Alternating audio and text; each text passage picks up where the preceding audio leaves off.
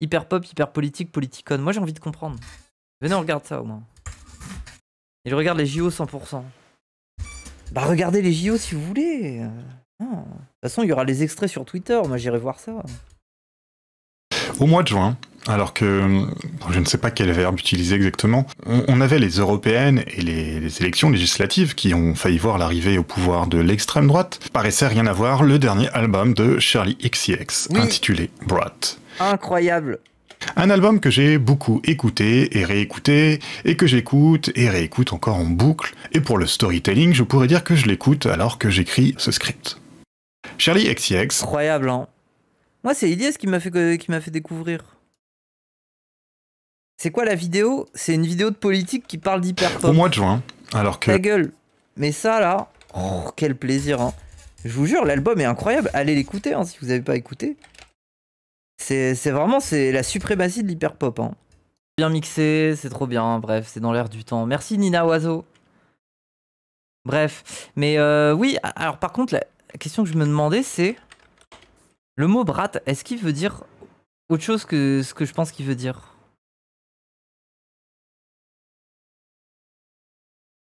Histoire qu'on se comprenne bien. Ça veut dire sale gosse, hein. C'est ce que ça veut dire. Morveux, sale gamin. Ok. Ok. Lil Brat. Garnement. Oui, c'est garnement. Bah, en gros, brat, c'est un peu pour désigner les trublions, quoi. Les gens qui respectent pas les règles, qui foutent le bordel. C'est quoi le délire avec brat? Bah, c'est un terme pour parler de ça. Mais après, brat, c'est aussi un terme que t'emploies sur le plan sexuel. La personne qui est brat, c'est une personne qui est bottom, mais qui joue avec le feu, en quelque sorte. Vous voyez? Pourquoi maintenant? Bah, je sais pas, c'est un peu genre... J'imagine que brat... Enfin, je veux dire, c'est un peu une attitude, quoi. Même socialement, en fait. C'est de s'en battre un peu les couilles et d'avoir une sorte d'irrespect, quoi, de côté provoquant. Vis-à-vis de la société. Il y a un aspect femme dans brat. Oui, mais après, il y a des... Brat, ça peut être un mec aussi. Hein. Qui casse les couilles. Oui, c'est ça. Power bottom. Non, c'est pas juste power bottom, c'est faux. Un power bottom, c'est celui qui initie pour obtenir ce qu'il veut. Le power bottom, en fait, c'est lui qui prend les initiatives. Quand bien même ce qu'il attend à la fin, c'est d'être bottom. Une personne brat, elle joue sur les nerfs de son partenaire. Ce qui n'est pas la même chose. C'est pas forcément elle qui initie. Mais par contre, elle essaye de rentrer dans un rapport où, en jouant sur les nerfs de la personne, elle obtient quelque chose de plus sauvage, de plus... Vous voyez ce que je veux dire? Oui, c'est de l'insolence, bref, oui. C'est l'une des grandes représentantes, bien qu'elle s'en défende, d'un genre musical, d'un mouvement esthétique même, qui a rencontré un certain succès depuis quelques années, à savoir l'hyperpop. Bottom casse-couille taquin. Oui, c'est ça que ça veut dire en gros. Oui, c'est ça. Oui, mais il y a aussi un truc social en fait. C'est aussi vis-à-vis de la féminité, c'est le côté un peu provoquant, bad bitch et tout ça. C'est pour ça qu'il y a les brats. Les brats, c'est ça, c'est les bad bitch. C'est les meufs qui respectent rien, qui t'envoient des regards un peu assassins, et en même temps qui sont sexy. Un peu les veuves noires, c'est un peu ce truc-là, quoi. Rencontré un certain succès depuis quelques... Mais où est-ce qu'il va avec ça? Bah, c'est pour ça que j'ai envie de voir cette vidéo, c'est précis, quoi. Politicon qui fait un truc là-dessus, je trouve ça précis. D'un genre musical, d'un mouvement esthétique même, qui a rencontré un certain succès depuis quelques années, à savoir l'hyperpop. L'hyperpop est un genre musical qui pousse dans ses derniers retranchements les expérimentations sonores, tout en exacerbant le côté clinquant, entêtant et addictif de la pop, en tutoyant souvent le mauvais goût. Oui, en gros, pour comprendre un peu ce qu'est l'hyperpop, c'est que en gros, si dans des morceaux de pop à l'ancienne, il y avait des basses qui grésillaient un petit peu, et ben là, on va faire des basses qui grésillent constamment. Voilà, c'est aussi simple que ça. S'il y avait des trucs électro qui étaient un peu agressifs, et ben là, on va faire des trucs électro qui sont hyper agressifs. En fait, on va augmenter les curseurs de ce que la pop faisait. Et on va jouer sur le côté presque absurde et clinquant, comme il dit, du côté pop. Ça veut dire que dans l'aspect, dans les années 2000 et tout ça, il y avait un peu la starification, où il y avait toujours la chanteuse superbe qui fait un morceau, tout ça.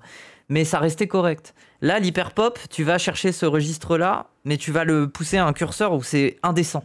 C'est pour d'où le côté brat, en fait. Irrespectueux, indécent. En fait, tu vas chercher le truc dans l'indécence, un peu. Que ça soit au niveau de la production musicale, ou que ça soit au niveau de l'image que tu renvoies. Bref. Mais quel rapport avec la pensée politique et la ligne éditoriale habituellement dispensée sur cette chaîne?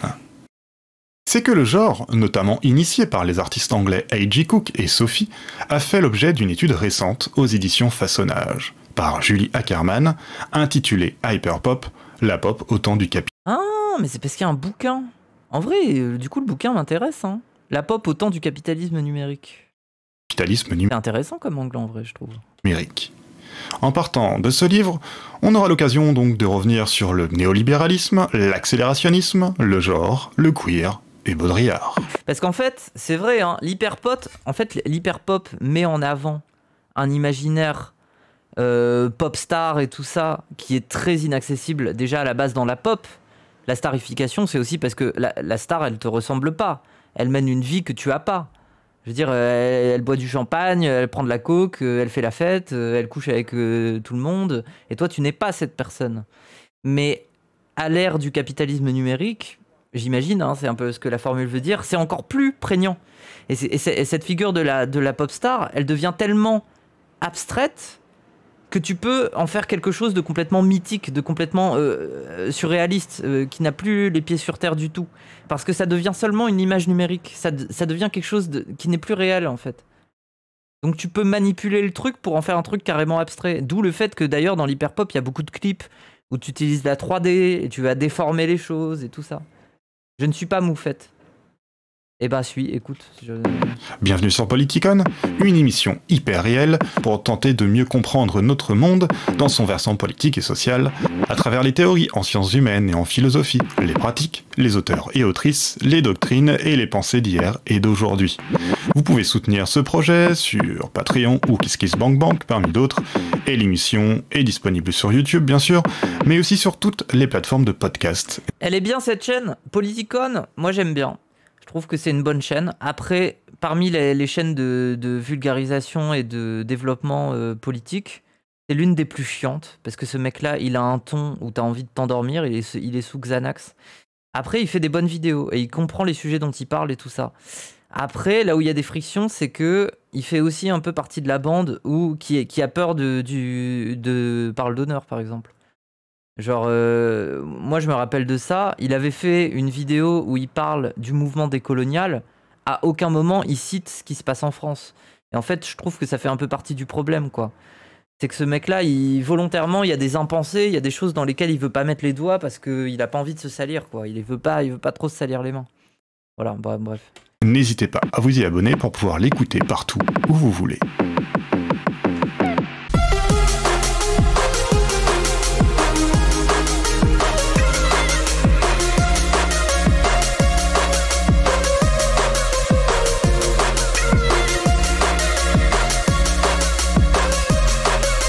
Oui, c'est ça, il parle pas d'Adjari, il parle pas de Kari. Il fait l'impasse totale sur le Mir, le pire et tout ça, bien sûr. Du coup, il se contente de dire « Ah là là, les décoloniaux, ça vient d'Amérique du Sud, c'est super sympa, c'est l'afroféminisme américain, c'est super sympa. » Oui, c'est super sympa à partir du moment où c'est pas chez toi, quoi. C'est un peu ça que je retiens, quoi. Ça te fascine quand c'est dans d'autres pays. Mais c'est la même chose pour nous, hein. Ouria, chez nous, elle a pas trop de droit de parole. Dans d'autres pays, les gens sont fascinés. Ça, c'est une constante. Hein, même.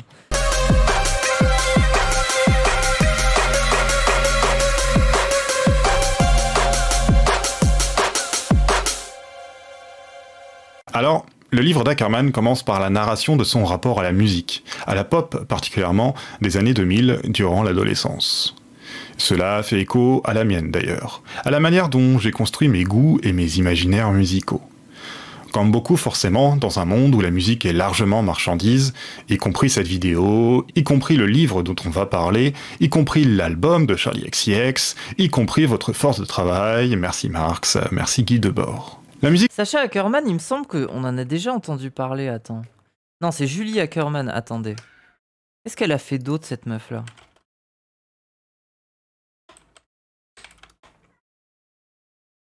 Il me semble que j'en ai déjà entendu parler. Quoique, elle a pas l'air de... Ah oui, mais je suis pas connecté à Insta. Ah, ça va me casser les couilles. Faire pop au temps du capitalisme. Elle avait pas fait d'autres trucs. Elle avait pas fait d'autres trucs, elle. Sacha, elle est à Backseat. Oui, voilà, c'est pas la même. Hein. Est-ce que c'est sa sœur, tiens? Après, il doit y avoir d'autres Ackerman. Hein. Ah non, voilà, oui, bon, voilà, il me dit que... Bon, bref, ok. Émile Ackerman. Oui? Attends, Émile, son nom de famille, c'est Ackerman? Putain, tu m'apprends un truc. CX, y compris votre force de travail, merci Marx. Et en fait, il y en a plein des Ackerman. Mikasa Ackerman. Levi Ackerman. Non mais attendez, mais il y a trop de Ackerman en fait. Y compris l'album de Charlie XCX, y compris votre force de travail, merci Marx, merci Guy Debord. La musique hyperpop condense tout cela. Elle est la musique d'un capitalisme hypertrophié. Le nom hyperpop est lui-même un produit. Il est forgé en 2019 par une employée de Spotify pour nommer une playlist et mettre en avant notamment le groupe américain 100 Gex, ainsi que les sorties du label DJ Bah Sanjek, on en a parlé là. Cook, PC Music. Sanjek avec Lorales et tout ça là. On en parlait avec Ilyes l'autre soir. Mais c'était sur son stream je crois. Ah mais non, c'était chez moi, c'était avant le docu. Capitalisme cartoon, capitalisme plastique, caricaturé, hyper réel, comme on va le voir, tel est le monde de l'hyperpop que Julie Ackerman qualifie aussi de pop hardcore. En fait, moi, c'est ça que je trouve. C'est ça qui est intéressant dans l'hyperpop, en fait, c'est que c'est... En fait, tu épouses le capitalisme, le côté ultra libéral, tout son imaginaire, le côté dorure... décadence, de la fête, de l'argent. Mais en fait, tu l'épouses à un tel point d'absurdité que ça n'échappe à personne que c'est irréaliste, que c'est idéaliste et qu'il y a un côté bizarre, toxique là-dedans. Mais c'est une toxicité qui nous intéresse parce qu'elle fait écho à notre propre aliénation, en quelque sorte. Et c'est ça qui rend l'hyperpop intéressante, je trouve. Parce que c'est de la satire. Il y a un truc satirique. Il y a un peu ça chez Polyphia. Non. non. Ça, c'est parce que t'as envie d'avoir un groupe de métal à aimer. Mais non, mais c'est bien Polyphia, mais non, il n'y a pas ça dans Polyphia, frère.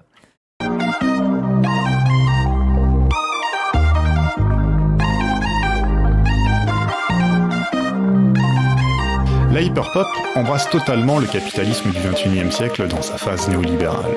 Tout y est marchandisable, tout y est déjà marchandise. Mais dans quel but ? Goûter au plaisir du consumérisme de manière ironique ou complètement assumée ?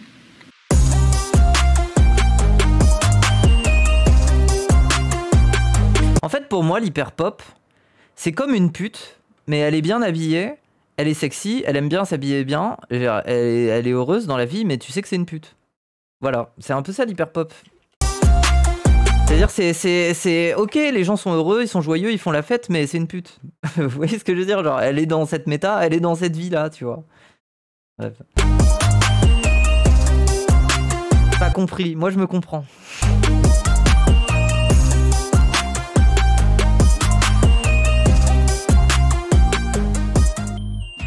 Pour Ackerman, l'hyperpop peut faire penser dans sa démarche au courant accélérationniste, qui soutient que plonger totalement dans le capitalisme pourrait le mener au final à sa perte. Puisque toute contestation est impossible, que l'on répète qu'il n'y a pas d'autres alternatives, et que toutes les critiques du capital, comme l'ont signalé Boltanski et Chapiello dans leur livre... J'ai tout compris. Bah en fait, c'est ce que je veux dire par là, c'est que on met en valeur l'aspect éphémère de la vie qui devient plus dur dans le capitalisme, et le fait que les individus sont soumis par aliénation à des compromis tels que le fait de vendre leur corps et de s'abîmer très rapidement. Je veux dire, quand t'es une pute, globalement, tu t'abîmes très rapidement. Tu vends ton corps, à partir d'un certain âge, t'es plus désirable, ça devient compliqué, et globalement, tu construis pas grand-chose, tu cotises pas, enfin voilà, mais t'es vraiment dans cette vie un peu marginale, où c'est le culte total de la féminité, du côté bimbo et tout ça, et tu t'inscris là-dedans, et tu l'épouses, et tu en es heureuse. Mais pour autant, t'es pris dans cette matrice où t'es cette pute qui use de son corps, qui abîme son corps, et qui va avoir une vie beaucoup plus éphémère que la plupart des gens. Et en fait, l'hyperpop, c'est un peu à l'image de ça. Le côté hypersexuel de l'hyperpop, c'est ça. En fait, ça met en perspective cette façon dont les êtres humains s'abîment dans ce capitalisme, dans cet ultra-capitalisme, et en même temps, ils en font l'ode, ils en font la gloire, mais c'est une ode cynique. C'est une ode cynique parce que c'est une satire, parce que c'est absurde. Bref, on est dans cette pute, voilà. puisque toute contestation est impossible, que l'on répète qu'il n'y a pas d'autres alternatives, et que toutes les critiques du capital, comme l'ont signalé Boltanski et Chapiello dans leur livre Le Nouvel Esprit du Capitalisme, sont revendiquées par ce même capitalisme, eh ben autant y aller à fond et tout reprendre depuis les entrailles de la bête. Hyperpop pour hypercapitalisme, rapidité, accélération, technologie.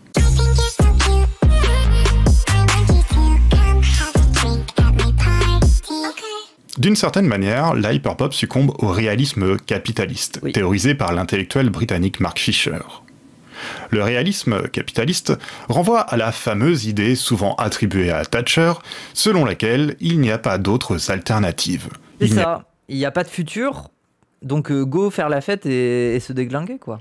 Pas d'autre alternative et le capitalisme est le seul mode d'organisation sociale et économique qui puisse être imaginé. Et la citation dont on ne sait... Il a réussi à rendre l'hyperpop un peu chiante. Mais non, mais après c'est bon. Pour une fois qu'on peut trouver ça chiant, c'est bien, moi je trouve ça bien. D'organisation sociale et économique qui puisse être imaginée. Et la citation, dont on ne sait si elle ne provient de Slavoj Žižek ou de Frederick Jameson, il est plus facile d'imaginer une fin du monde que celle du capitalisme, résume bien l'idée. L'être humain et ses désirs seraient donc comme façonnés pour vivre en régime capitaliste, en régime de marchandises. Oui. Et Ackerman fait une sorte d'aveu personnel qui vaut tout de même largement pour une bonne part de nous-mêmes au sein du centre du système monde capitaliste. Pierre Douy, ça, la naturalisation du capitalisme, excuse-moi, mais à part 2-3 anards complètement fous qui te disent qu'ils arrivent à bien visualiser ce que serait un système sans le capitalisme, je veux dire, même les militants de gauche sont pas capables de le faire, en fait. Et c'est pas notre faute, c'est juste que c'est tout. Un imaginaire, ça se construit dans l'action. L'imaginaire politique se construit dans l'action. Et l'imaginaire économique, l'organisation des êtres humains, se construit pierre par pierre. Et ça nous donne une idée d'un système qui fonctionne, en fait. C'est la base du matérialisme. Tu peux pas idéaliser le fonctionnement d'une société parfaite qui n'a aucune, qui n'a aucune empreinte, qui n'a aucune attache à la manière dont tu transformes effectivement la réalité du point de vue matériel pour qu'elle fonctionne selon ta vision idéaliste. Ça ne fonctionne pas. Tu es obligé de partir situation par situation, problème par problème, pour pouvoir construire ce monde différent. Le communisme, mais non, mais le communisme, c'est comme ça aussi. Je veux dire, c'est ce que Marx dit aussi. Hein. Le communisme, il ne le projette pas comme un idéal parfait. Ce que dit Marx, c'est qu'il faut aller chercher, dans chaque contexte, des victoires qui permettent d'abord aux gens de pouvoir respirer par rapport au capitalisme, et puis ensuite, potentiellement, il y aura un grand soir et tout ça. Mais Marx, c'est pas ce qu'il dit. Marx, c'est pas un idéaliste. Justement, il combat ce truc-là. Il combat cet aspect idéaliste. Je cite. Il était même pas très chaud pour la commune à la base. Hein. Il était pas très chaud pour la commune, parce que globalement, ce qu'il disait, c'est vous allez vous projeter dans un truc très idéaliste d'un coup.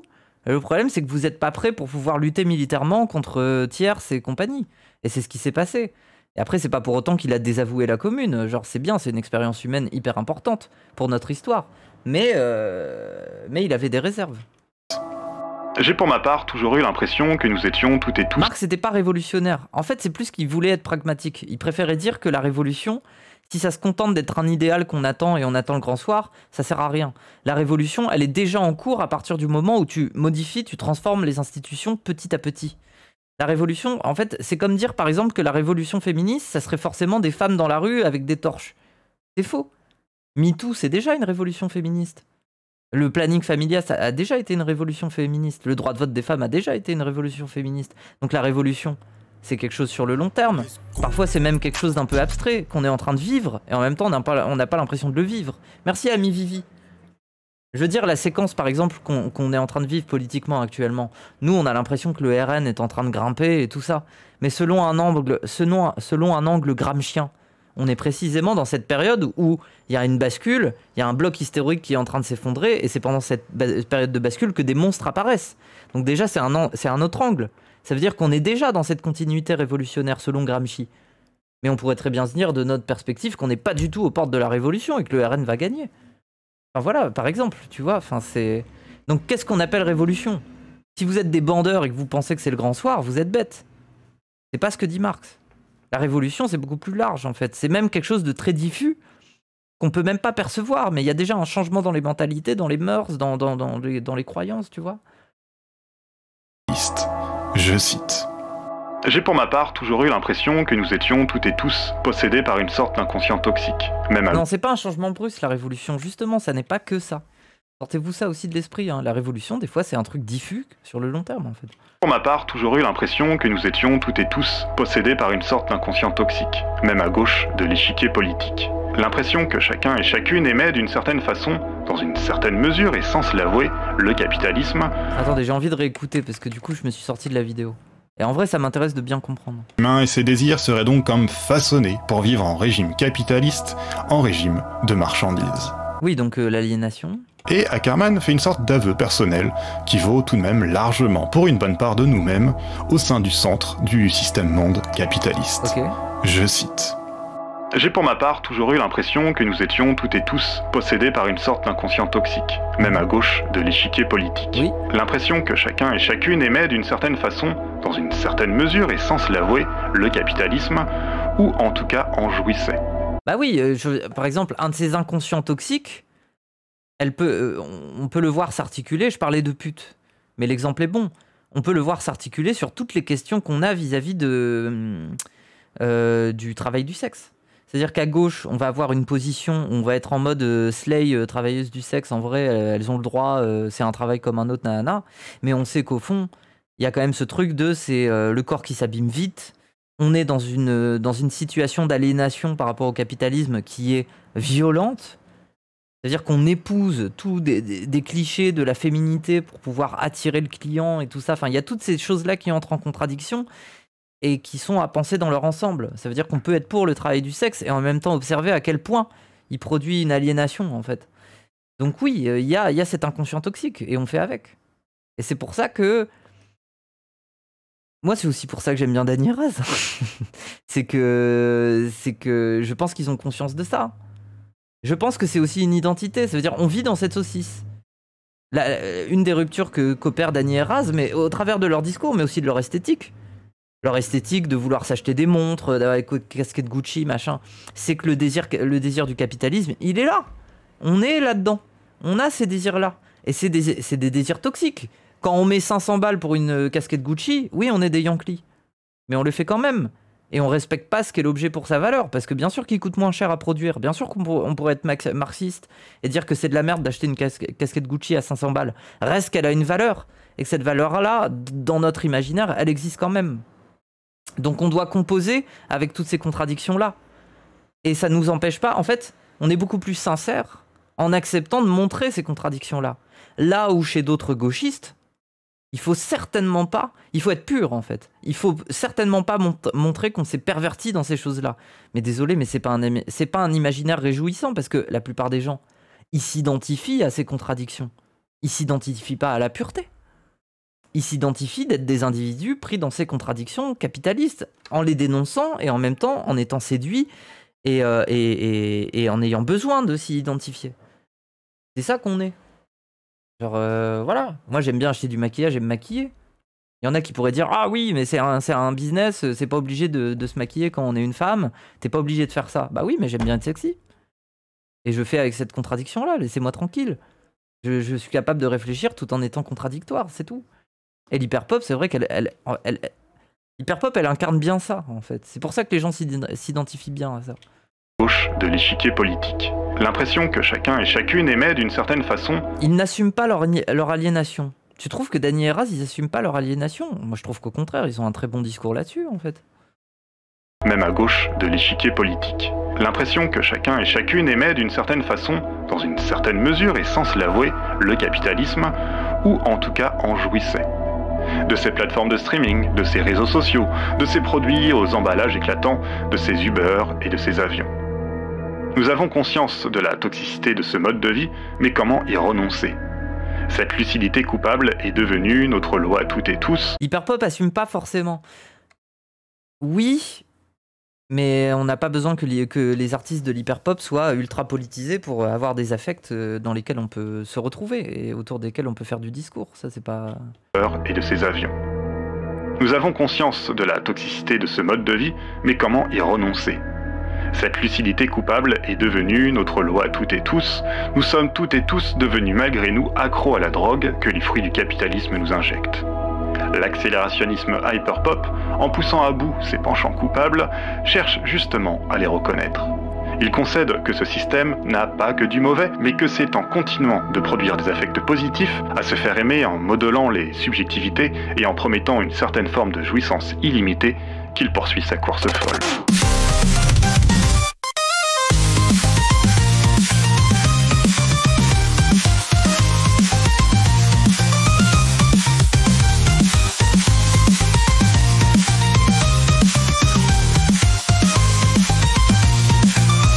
Après, il y a quelqu'un qui disait, pour moi, la révolution, c'est un seuil, la modification sur le long terme, ça s'appelle la résistance. Désolé, mais tu construis pas une hégémonie culturelle en partant du principe que tu es toujours en état de résistance. Sinon, tu deviens pas hégémonique, en fait. Si tu es hégémonique, tu résistes plus, en fait. Vu que tu es hégémonique. Enfin, après l'essai de Mark Fisher consacré au réalisme capitaliste, l'autre référence pour étudier l'hyperpop est celle du manifeste accélérationniste d'Axel Williams et Nick Chernisek, paru en 2013. Intéressant.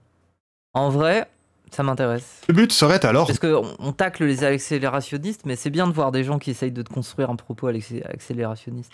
D'amplifier l'accélération technologique pour hâter le progrès historique. Contre tout passéisme, contre tout présentisme, l'accélérationnisme épouse totalement l'avenir et ce qu'il peut proposer d'utopie et de technologie. Il utilise à cette fin des techniques capitalistes pour mieux les subvertir et favoriser l'émancipation. Alors, un tel manifeste n'a pas été sans controverse, évidemment, dans les milieux de la gauche radicale.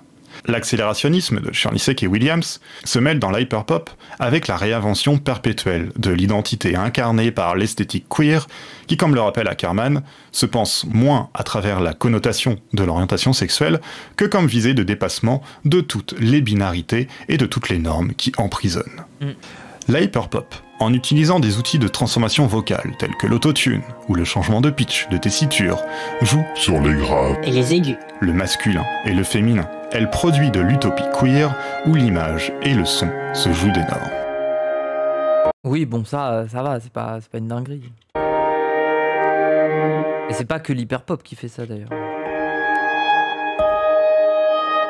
Dans le rap, il y a déjà des exemples de gens qui font ça. Est-ce que Jul c'est de l'hyperpop? Non, c'est pas exactement. Jul c'est plus des trucs pour break quoi. Enfin c'est des sons de boîte de nuit quoi. C'est populaire, voilà, c'est populaire Jul surtout.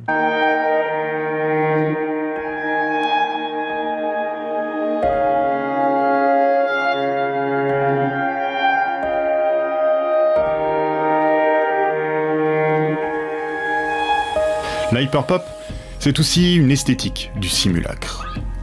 Pour le philosophe Jean Baudrillard, le simulacre est une image qui ne renvoie qu'à elle-même, qui n'a dès lors pas de réalité en dehors d'elle-même. C'est surtout que c'est de la musique faite par des trans, du traitement de la voix dans un second temps. Ah, toi tu le vois comme ça. Ça veut dire que l'outil vocal est venu compenser le fait que c'est des personnes trans et donc elle voulait pas forcément être en mode a cappella, justement jouer sur ce côté un peu sans genre. Enfin bref. Oui. Une esthétique du simulacre. Je suis pas sûr. Pour le philosophe Jean Baudrillard, le simulacre est une image qui ne renvoie qu'à elle-même, qui n'a dès lors pas de réalité en dehors d'elle-même, tout en ayant une espèce d'incointance familière, mais aussi trop parfaite avec le réel. Baudrillard débute son livre Simulacre et simulation par ces mots. Le simulacre n'est jamais ce qui cache la vérité. C'est la vérité qui cache qu'il n'y en a pas. Le simulacre est vrai. Pour Baudrillard, les simulacres ont envahi la réalité, et celle-ci est devenue une hyper-réalité, une réalité fictionnelle, une réalité trop bien copiée, en quelque sorte. Fiction, imaginaire et réalité ne font plus qu'un.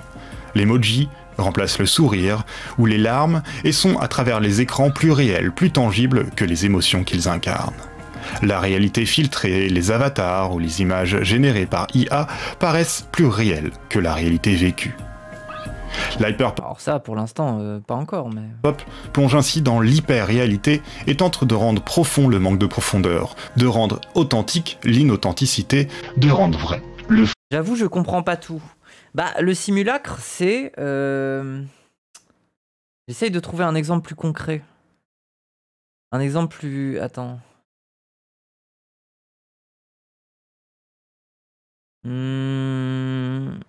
Matrix. Ouais, mais... la matrice, en vrai. Oui, la matrice, oui. Le steak de l'Arxie. Parce que c'est... L'âge d'or de l'électronique. Ouais, mais j'essaye de trouver un exemple plus concret, genre des formes de simulacres qui existaient bien avant Internet et l'informatique, par exemple.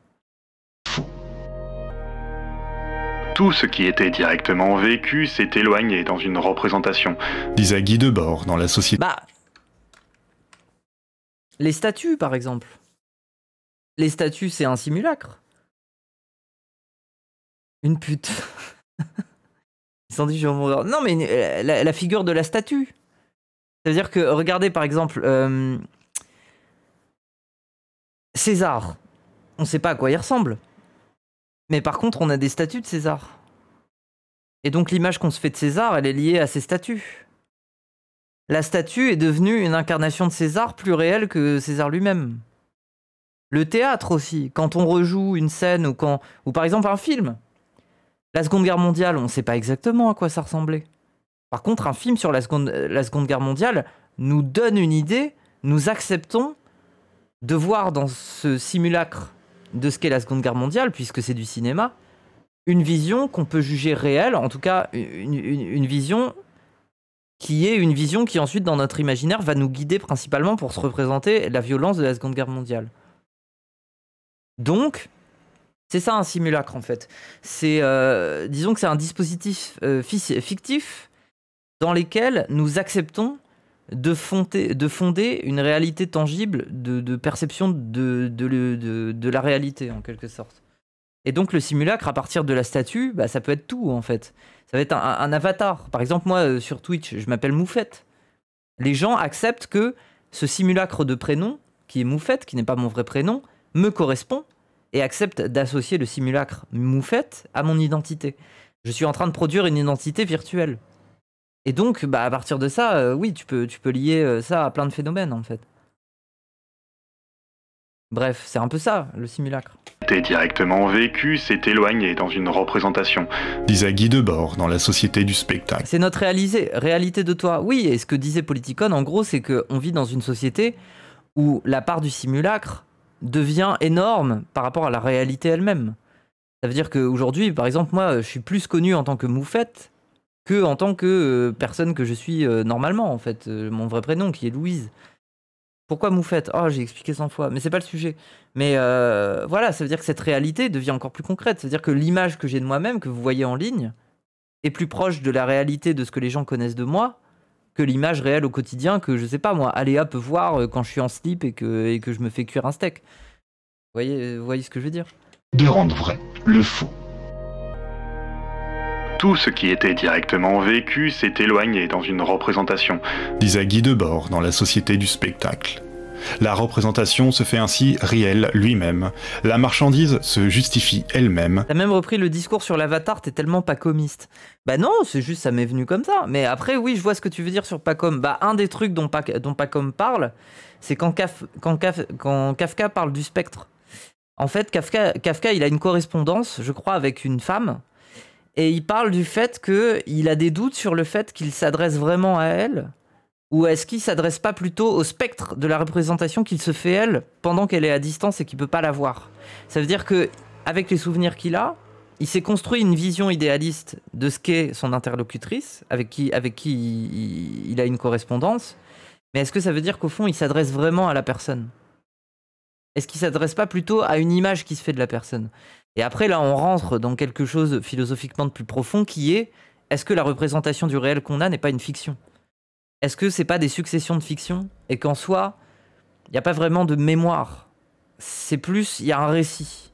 Il y a plus un récit sur l'existence en lui-même. Et est-ce que toute chose ne serait pas un spectre? Et donc, on n'a pas les mêmes visions. Par exemple, moi, regardez, j'ai un verre d'Ellyrium dans lequel je bois de l'eau. Si ça tombe, il y a quelqu'un, un jour, il a été complètement malade parce qu'il a bu de la bière un soir, et c'était dans un verre d'Ellyrium. Et il associe pas le même spectre à l'objet lui-même du verre d'Ellyrium que moi je le fais, qui est juste mon verre dans lequel je bois de l'eau. Peut-être que lui, si je lui mets le verre d'Ellyrium dans la main, ça lui rappelle des très mauvais souvenirs, parce qu'il se rappelle la fois où il était vraiment malade le soir où il a bu de la bière avec ce verre-là. Donc le spectre, c'est ça en fait. La virtualité, elle est là. Mais ça veut dire qu'on a même une virtualité vis-à-vis du réel. Voilà, et donc du coup les avatars, les spectres, oui, c'est le virtuel. Le virtuel augmente d'autant plus cet effet-là. Parce qu'il augmente notre réalité perçue du monde comme étant dépendante des avatars et des spectres. Parce qu'on est d'autant plus éloigné de la réalité quand elle est virtuelle. Bon, bref. Et dans une représentation, disait Guy Debord dans La Société du spectacle. La représentation se fait ainsi réelle lui-même. La marchandise se justifie elle-même. Telle est l'essence du spectacle et donc du capitalisme pour Debord. Les rapports sociaux miséreux sont donc cachés, occultés par les images. La hyperpop, hyper réelle, tombe alors pleinement dans le fétichisme de la marchandise qui oublie les conditions de production de la vie capitaliste. Mais n'est-ce pas un peu plus compliqué que cela? Mais qu'importe, car l'hyperpop ne cherche même plus à ironiser sur la situation, elle l'assume. Ackerman établit ainsi une sorte d'évolution dans la manière d'appréhender la réalité dans la pop. À un premier niveau, la pop se fait non ironique, sincère. C'est la pop de Britney Spears, stéréotypée, commerciale, qui ne cache pas son statut de produit tout en produisant des paroles sans second degré. À un deuxième niveau, la pop se fait ironique, elle dénonce en disant le contraire de ce qu'elle pense. C'est le Barbie Girl d'Aqua qui parodie l'objectivation des femmes. Oui, en fait, finalement, Barbie Girl, c'est déjà un truc un peu hyper pop. I'm a Barbie Girl, is a Barbie Girl. À un troisième niveau... T'as vu la masterclass du nouveau clip de Katy Perry? Non, j'ai pas vu. On trouve alors la post-ironie de l'hyperpop. Ici se côtoient le stéréotype et le contraste. Il s'agit d'épouser le capitalisme et ses symboles tout en le mettant en recul. Oui. On retrouve ainsi l'accélérationnisme. On pénètre le capitalisme pour le démonter de l'intérieur, au risque d'en être la proie peut-être. Peut-on vraiment alors parler de contestation?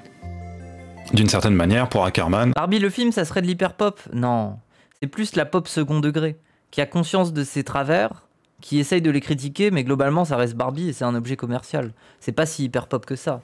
Non, l'hyper pop, il y a quelque chose qui est hors système à la base aussi. Ce sont des choses un peu plus hors système. Après, c'est destiné à devenir, à faire partie du système aussi. Hein.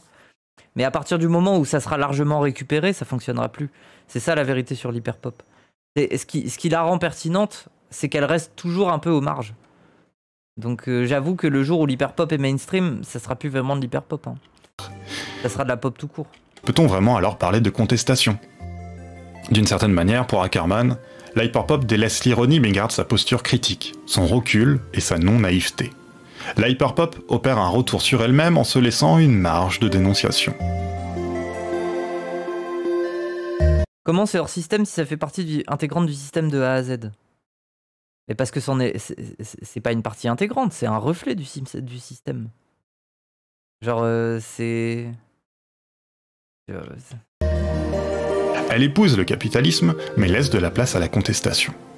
Ackerman écrit, je cite, « Le style hyperpop émerge en effet du constat qu'il est impossible d'imaginer de futurs désirables sans comprendre les attachements émotionnels que nous entretenons avec les mythes capitalistes contemporains. » C'est la question du consumérisme et de l'abondance que fait poser le mouvement de l'hyperpop, qui doit donc nourrir les stratégies anticapitalistes, celle qui permet de penser les besoins artificiels, pour reprendre l'expression du sociologue Razmik Kecheyan.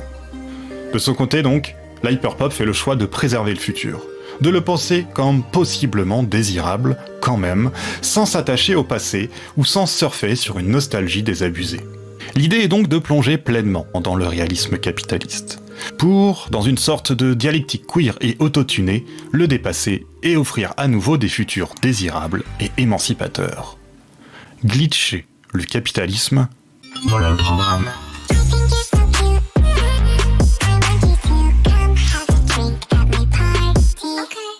N'oubliez pas de vous hyper abonner, d'hyper liker, d'hyper commenter. Ok, bon en vrai sa vidéo elle était un peu pauvre. En vrai c'est intéressant de voir le bouquin, de voir qu'il y a une réflexion là-dessus, mais j'ai l'impression d'avoir plus fait le contenu moi-même que la vidéo. Pas mal en vrai, bah en vrai ça fait plaisir d'aborder un sujet comme ça, mais bon sa vidéo elle est courte, hein. Il dit pas vraiment grand-chose. Hein. J'ai eu plus l'impression de développer une réflexion que la vidéo. Il y a eu 0 mention de Sanjek. Si, il en a parlé. Il en a parlé. Un peu rapide et superficiel, oui, mais ça donne envie de lire le livre. C'est un peu résumé wiki. Ouais, c'est dommage. Mais oui, ça me donne envie de lire le livre, par contre, c'est sûr. C'est Sophie, la last track? Je sais plus. Commenter si vous êtes sur YouTube. Et vous pouvez aussi soutenir le podcast et la chaîne sur Patreon, Tipeee, KissKissBankBank si ça vous dit. Et si ça vous dit aussi, vous pouvez retrouver mon livre en librairie qui résume les grandes idéologies politiques de la modernité. Ça s'appelle également Politicon et ça paraîtra en poche fin août d'ailleurs. Ok, ouais, c'est un peu la politique pour les nuls. Après, c'est très utile ce genre de bouquin parce que c'est dur de mettre les doigts dans la politique. Hein. Allez, on se retrouve la prochaine fois et en attendant, portez-vous bien. Bref.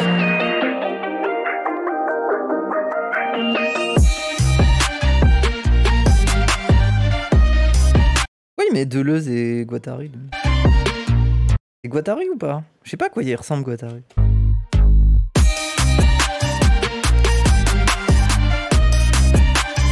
Mais c'est vrai que les bouquins de Deleuze et Guattari, ils sont un peu hyper pop.